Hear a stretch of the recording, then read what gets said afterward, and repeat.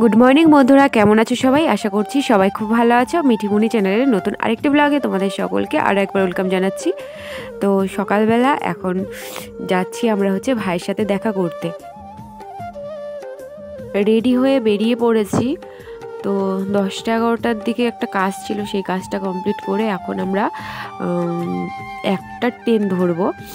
তো এখান থেকে রানাঘাট যাব, রানাঘাট থেকে ট্রেনে উঠবো, তারপরে কৃষ্ণনগর থেকে আবার ট্রেন চেঞ্জ করতে হবে, কিন্তু আমি ঠিক বলতে পারছি না এখনও। আগে যাই, তো আমি তো এখনও যাইনি ওখানে।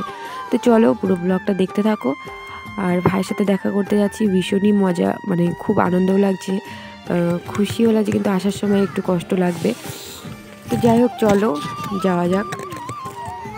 এখন উঠে গেলাম ট্রেনে। আর মিঠি এখানে সিট পেয়ে গেছে। প্রথমে মিঠি সিটটা পেয়েছিল, তো মিঠি তো একা বসতে পারবে না, ওই জন্য পিসির কোলে মিঠি রয়েছে। আর পাশে তারপরে মা বসে গেছে, পাশেও সিট ফাঁকা হয়ে গেছিলো। ভাই দাঁড়িয়ে আছে আর আমিও বসে যাচ্ছি। তো মিঠি খুব দুষ্টু করছিল ট্রেনের মধ্যে। ও রাস্তায় বেরোলেই ওর দুষ্টুমি তো কমবেই না, মানে বাড়ির থেকে বলে বের করছো না, দুষ্টু করবে না কিন্তু রাস্তাঘাটে। ওকে এক বলে বের করব, ও বাড়িতে বলবে হ্যাঁ করবো না, তুমি যা বলবে তাই শুনবো, কিন্তু রাস্তায় বেরিয়ে এত বদমাইশি করবে। আমরা 4-4টে মানুষ ওকে পারছি না, ও নাকি একা একা হাঁটতে পারে। এদিকে ট্রেন চলে আসবে, স্টেশনের মধ্যে দৌড়ঝাঁপ করছে, যদি পড়ে যায়। কিছুতেই হাত ধরতে দিচ্ছে না, ও বলছে ও একা একা যাবে। তো যে দুটো ট্রেন চেঞ্জ করলাম, ঠিক টাইম মতো বেরোলে একটা ট্রেনই পুরোপুরি চলে আসতে পারতাম, দুবারে চেঞ্জ করতে হতো না। তো চলে এসেছি বিএসএফ ক্যাম্পের কাছেই ভাইয়ের সাথে দেখা করতে। মনে হচ্ছে মানে কতদিন পর দেখা করছি। ভাইকে ফোন করলাম, ও চলে এসছে গেটের কাছে।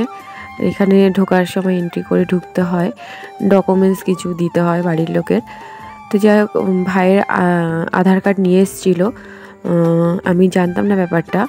তো এন্ট্রি করে এখন আমরা ভেতরের দিকে চলে এসেছি। চারিপাশটা এত পরিষ্কার করে রেখেছে, মানে খুব সুন্দর লাগছে। আর বেশিরভাগ এখানে আম গাছ রয়েছে, আম বাগানটাই বেশি লাগছে। রাস্তার পাশ দিয়ে দুপাশ দিয়ে সুন্দর করে সারি সারি করে আম গাছগুলো লাগানো রয়েছে।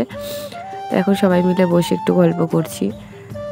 যদি জানতাম তো আরেকটু সকাল সকাল আসতাম, যে সারাদিন দেখা করতে চাইলে সারাদিনই দেখা করতে দেবে অনেকটা সময় ধরে। তো এখানে মিঠি পপকর্ন খাচ্ছে। মিঠি তো এসেই ছুটোছুটি করছে এদিক সেদিক, আর বলছিলাম আমাকে একটু আদর করার জন্য, কিছুতেই আদর করছে না। তো আমরা এবার একটু সাইডে আসলাম, ভাই একটু ঘুরে ঘুরে চারিপাশটা দেখাচ্ছিল। তো এদিকটা এসছি ভাইয়ের সাথে, দেখছিলাম চারিপাশটা।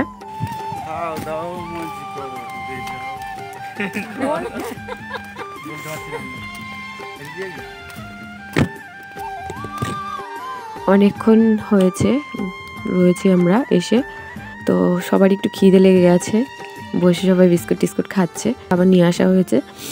এখন একটু একটা ছবি তুলছিলাম, আর মিঠিকে কখন থেকে বলছে একটু একটা হামি দে মামা, একটা হামি দে, কিন্তু মিঠি একটাও হামি দিচ্ছে না ওর মামাকে। তো আমরা বেরিয়ে পড়বো, আর যাওয়ার সময় খুবই কষ্ট হচ্ছে।